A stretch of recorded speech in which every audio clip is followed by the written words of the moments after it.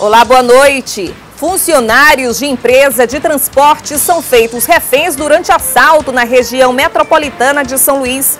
Operação da polícia descobre mais de 100 mil pés de maconha no interior do estado.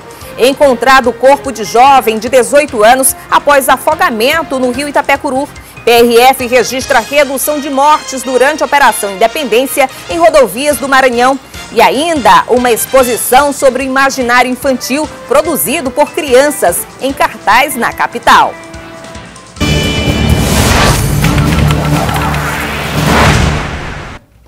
Uma grande plantação de maconha foi descoberta durante a operação do Centro Tático Aéreo e da Polícia Militar desse final de semana no interior do estado. O prejuízo para o tráfico com a erradicação da droga chega a quase 10 milhões de reais. Os 106.955 pés de maconha incinerados pela polícia na Operação Tarim 3 estavam em várias plantações espalhadas nos municípios de Maracassumé, Centro do Guilherme e Centro Novo. Mais de 2.000 mudas, 3 quilos de sementes, 3 quilos de drogas prontas para consumo, 9 armas de fogo e uma arma branca também foram apreendidas. Ninguém foi preso, mas a operação foi considerada exitosa pelo Sistema de Segurança Pública do Estado. Essa erradicação, para nós do Sistema de Segurança, é de grande valia. Haja vista que estamos evitando com que a droga chegue à sociedade. Por conseguinte, venha favorecer aos traficantes e venha delinquir e até ser nocivo para a nossa sociedade. Então, na hora que você erradica lá na fonte, você quebra as pernas deles. A operação começou aqui na capital, onde foi feito todo o planejamento. Além de uma aeronave como essa, foram deslocados um ônibus e várias viaturas. Ao todo, 32 policiais participaram das ações que aconteceram em 3 dias. Mais de 10 milhões de reais. Este seria o valor que os criminosos arrecadariam com a comercialização da droga fabricada com as plantações. Não é a primeira vez que a polícia incinera pés de maconha nessas localidades. São regiões de mata, essa sensibilidade, que é de difícil acesso. Então, eles já se locupletam dessa desvantagem, né, para com que o sistema de segurança vá até lá. É difícil, então a forma mais eficiente, mais eficaz de se combater, de chegar nesse tipo de plantação, nessa região, é justamente o helicóptero. Por isso que é bem utilizado. O Maranhão é o terceiro estado do país com maior quantidade de focos de queimadas. Mesmo com uma redução em comparação ao ano passado, o número de ocorrências é preocupante. Só nesse final de semana, vários casos de incêndios foram registrados na capital. O incêndio ocorreu na noite deste domingo. A proporção que o fogo tomou assustou principalmente moradores de prédios vizinhos, que acabaram fazendo vários vídeos. Toda a vegetação só não foi consumida porque o Corpo de Bombeiros foi acionado e controlou a queimada. Nesta segunda-feira, a nossa equipe de reportagem esteve no local e pôde constatar que o fogo atingiu em cheio boa parte do terreno. Muitos incêndios registrados na capital são causados pela própria ação do homem. É a utilização da queimada, né, do fogo, como forma de eliminar o lixo. Então, a gente sempre nota que as pessoas usam o fogo para eliminar aquele lixo e aquele fogo acaba sendo abandonado, não é extinto totalmente, e isso acaba sendo causa do incêndio de vegetação. Os bairros que a gente mais observa, que são campeões nesses incêndios em vegetações, são o bairro do Turu e o bairro do Calhau. Isso por conta da maior ventilação e também da maior concentração de vegetação naquele local. Além disso, é preciso levar em consideração os efeitos da natureza, devido ao período seco. 3 fatores contribuem para a ocorrência de focos de queimadas: as elevadas temperaturas, a umidade do ar mais baixa e a intensidade dos ventos. Uma combinação muito comum aqui em São Luís nesta época do ano. O índice de conforto térmico está associado mais a seres vivos, né? Mas sim, os elementos que envolvem o índice de conforto térmico influenciam de fato as queimadas, que são, primeiro, a temperatura do ar, né? Temperatura muito elevada, isso acontece nessa época do ano, né? Depois você tem a umidade relativa do ar, que é relativamente mais baixa em relação ao período chuvoso, né? Em função também das escassas chuvas que são comuns nessa época do ano. O Maranhão aparece na terceira posição entre os estados com maior quantidade de focos de queimadas, ficando atrás somente do Mato Grosso e do Tocantins. Este ano já foram registrados 3.389 focos de incêndio no estado e a situação, que já é preocupante, pode se agravar pelos próximos meses. Rajadas de vento, aqueles ventos muito intensos, eles acontecem geralmente no período chuvoso, né, mas só que ele acontece num curto espaço de tempo. Né? Geralmente quando acontece uma tempestade, acontece a questão dos ventos intensos. Já no período seco, não. Os ventos eles tendem a ser mais constantes, ou seja, sopram com mais intensidade por muito tempo ao longo do dia. Né? E essa situação, sim, né, associada aos outros elementos, né, do tempo no período seco, é o que favorece as queimadas.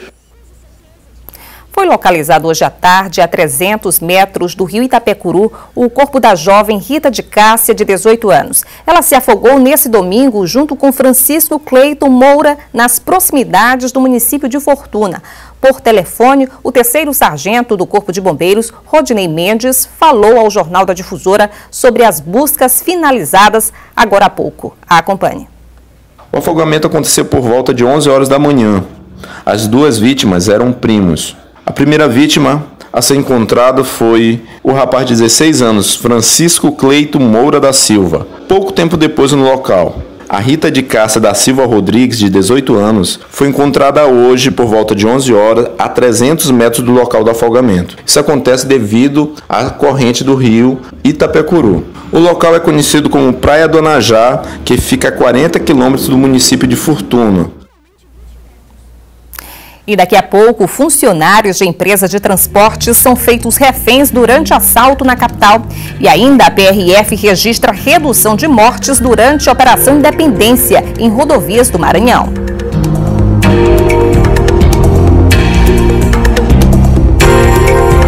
Funcionários de uma empresa de transportes localizada na Maiobinha, em São Luís, foram feitos reféns hoje à tarde por pelo menos 3 homens armados. A ação durou cerca de 40 minutos e um quarto envolvido esperou o grupo em um veículo do lado de fora do estabelecimento.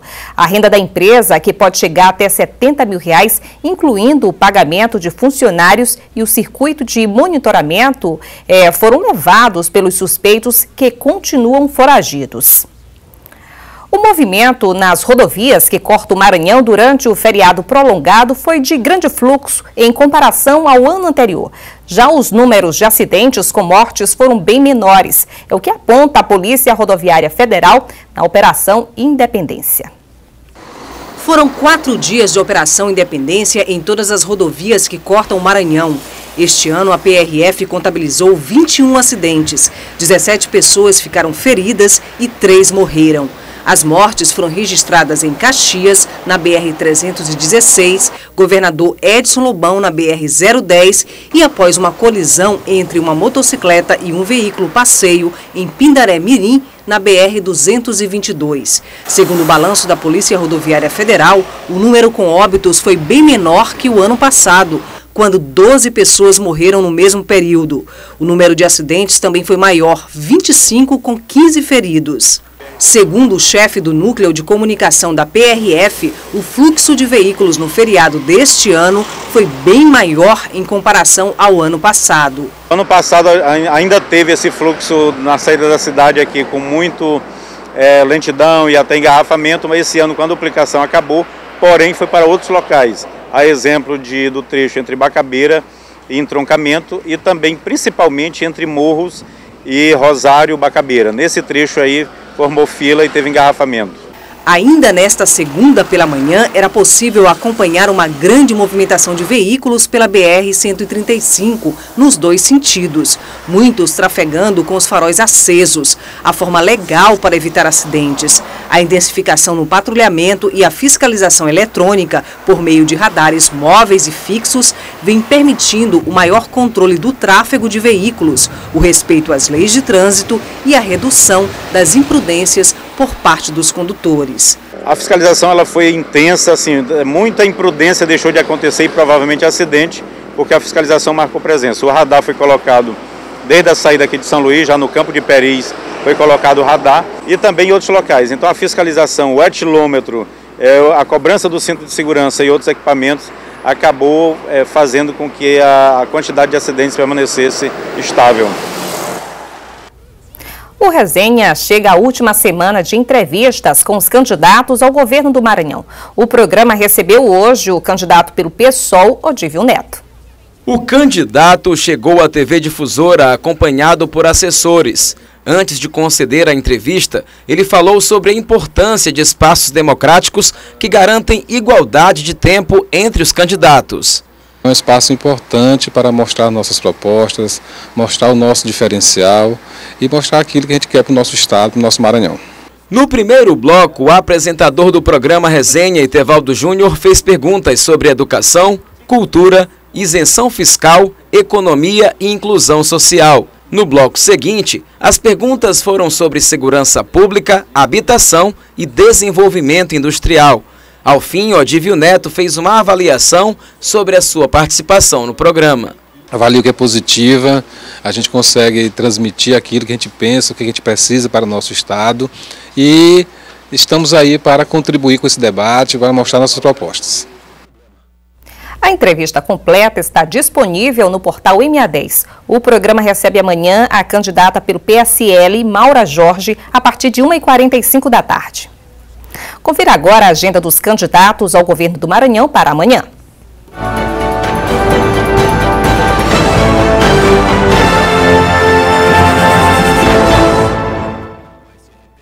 Flávio Dino participa ao meio-dia de entrevista em TV local. No final da tarde, faz caminhada no bairro Anil. E depois participa de lançamento de candidatura de deputado federal.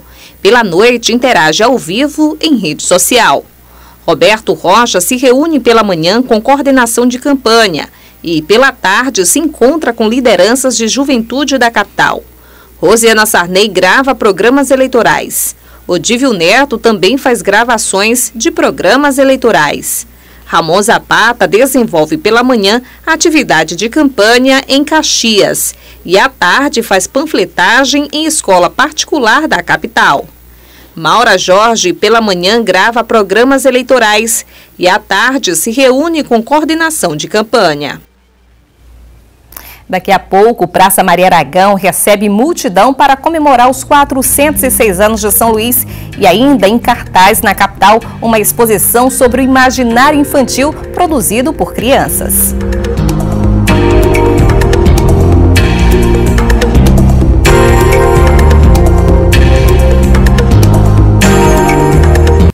Um carro forte capotou na tarde de hoje na MA 034, a 15 quilômetros de Coelho Neto. Segundo a PM, 4 homens estavam dentro do veículo. O motorista teria tentado desviar de um ônibus que vinha no sentido contrário e acabou capotando. A quantia que estava no veículo iria abastecer a cidade de Afonso Cunha. Felizmente, ninguém se feriu. Cerca de 50 mil pessoas lotaram a Praça Maria Aragão durante as comemorações do aniversário de São Luís. O público recebeu como presente shows memoráveis, como Artistas da Terra e o pernambucano Alceu Valença. Não poderia ser em outro lugar. A Praça Maria Aragão, lugar de grandes manifestações culturais e políticas, ganhou um colorido especial para homenagear a cidade que completou 406 anos. Mais de 50 mil pessoas, gente da terra e os turistas que vieram ver de perto o que a ilha tem, disputavam um lugarzinho para participar da programação organizada pela Prefeitura de São Luís. A festa contou com a participação de artistas da terra, como Tutuca. O prefeito Edivaldo Holanda e a primeira-dama Camila Holanda assistiram ao show de pertinho.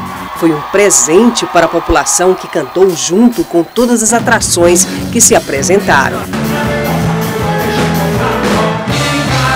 No palco colorido armado à beira-mar, o pernambucano Alceu Valença levanta o público com canções que ficaram na história da música popular brasileira.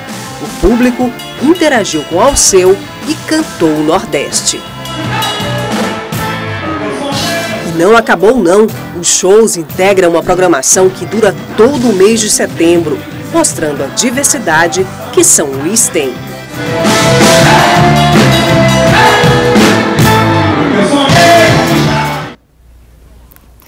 desenhos feitos em papel por estudantes de séries iniciais viraram obras de arte nas mãos de um artista plástico maranhense que resolveu passear pelo imaginário infantil. Onde se via apenas um desenho de criança, o artista Joel do Mara viu a inspiração para fazer verdadeiras obras de arte. Foi depois de analisar o desenho da filha Joana que ele teve a ideia de reunir desenhos infantis dos colegas de escola da filha, em uma exposição que ressalta a inocência e o talento das crianças. Essa visão de mundo que eu tenho, eu tive que me despir de todo esse mundo e me transportar para o mundo infantil. E essa descoberta, essa percepção de falar com eles, ter a linguagem de falar com eles, porque teve todo um contato, teve todo um processo, foi maravilhoso. É fantástico trabalhar com criança. As 23 telas da exposição são resultado de um trabalho feito em sala de aula com mais de 100 crianças. Após a seleção dos desenhos, o artista fez a reprodução em tela, respeitando os conceitos, cores e formas usados pelos alunos. Dominique é um dos artistas que tem uma tela na exposição. Eu fiz esse quadro quando eu era do Infantil 1, depois eu fiz e depois o Joel do Mara fez essa tela para parecer parecido, depois eu fiz essa tela. Além de incentivar o talento das crianças, o projeto promove uma aproximação da escola com a família. É um trabalho conjunto, a família com a escola, a gente juntos consegue fazer uma diferença pela educação. Júlia também teve o desenho selecionado. Na obra, ela explica que uniu o amor pela arte e pela moda. Eu coloquei lá as coisas, que é vestido, óculos, chapéu, a bota, aí o tio fez o desenho. O pai de Júlia é só orgulho, é que depois de virar telas, os desenhos agora vão ser transformados em ilustrações literárias. Sou muito grato por todo esse companheirismo, tanto do artista quanto da escola, do Sagres, para que a gente faça isso mais vezes e incentive outras escolas a fazerem a mesma coisa, porque isso aí traz a família para junto e traz a criatividade, que é muito belo, né? Vocês viram e é delicioso ver tudo isso. Estou muito feliz. Essas e outras notícias você confere no portal MA10. Muito obrigada pela sua audiência. Fique a seguir com o SBT Brasil. Uma boa noite e até amanhã. Tchau.